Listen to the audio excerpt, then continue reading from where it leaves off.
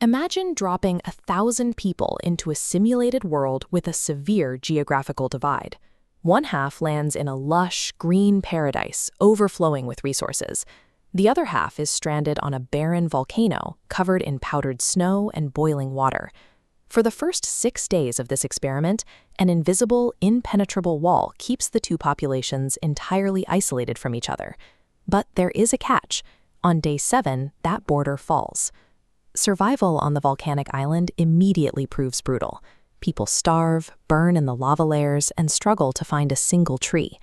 Word spreads quickly about the paradise next door, and that physical suffering ferments into deep resentment, breeding anti-paradise propaganda among the starving players. The inhabitants of the wealthy island are perfectly safe in their environment, but the looming Day 7 border drop turns their wealth into a liability. They know a desperate, heavily armed population is waiting just on the other side of the glass, turning their paradise into a psychological pressure cooker. This map illustrates the two competing strategies that emerged on the wealthy island to handle the threat. A leader named 3 Below Zero championed a strategy of radical kindness. He wanted to build and extend a massive bridge toward the wasteland, offering free resources and safe passage the moment the border dropped to secure peace. His second-in-command, Flux, viewed this approach as tactical suicide. To Flux, treating a starving, resentful neighbor with open arms was naive. He argued that completing the bridge would simply give the enemy a direct highway to invade, loot, and slaughter their people. This created a severe ideological split. The wealthy island had to decide if extending an open hand guarantees a peaceful future or simply invites your own destruction. Over on the poor island, shared suffering forced disparate factions to unify. They formed the Blue Cross Alliance, a massive coalition created strictly out of the necessity to survive the brutal landscape. Then, a scouting party made a massive discovery. Hidden inside the island's active volcano were deposits of netherite, the rarest, most durable and powerful material in the game. Overnight, the impoverished island gained a terrifying military advantage. News of this newly united netherite-equipped alliance leaked across the border. Panic gripped the wealthy island. Fearing an imminent invasion, all the major faction leaders scrambled to convene an emergency diplomatic summit.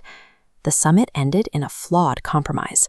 The leaders voted to establish mutual defensive military pacts, but stubbornly insisted on maintaining their original plan to send aid across the border on Day 7.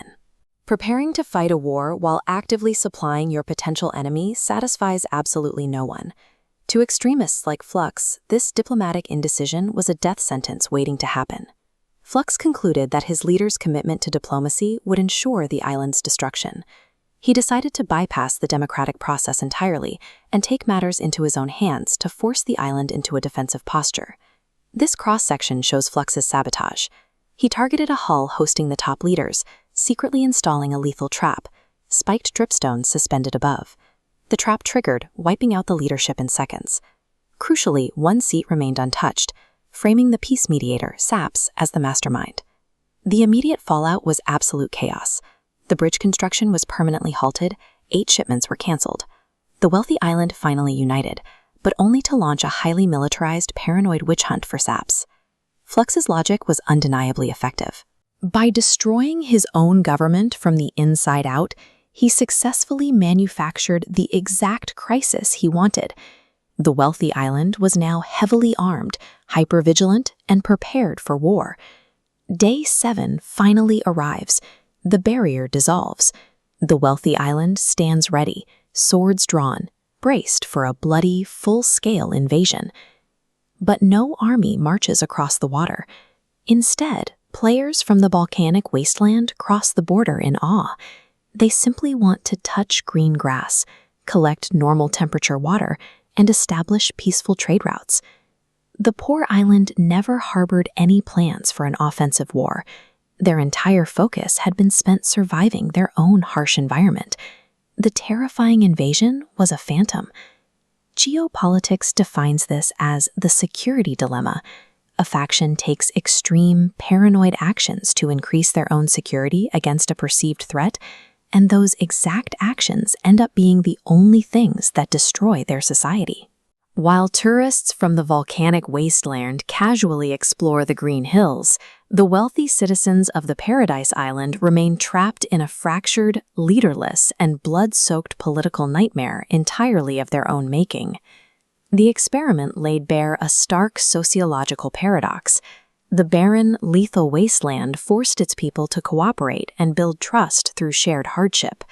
Meanwhile, the inhabitants of the wealthy paradise tore themselves to pieces trying to protect their abundance. When an alliance builds its foundation on the paranoid anticipation of war rather than the courageous pursuit of peace, it doesn't need an enemy to fall. It will inevitably turn its weapons on itself.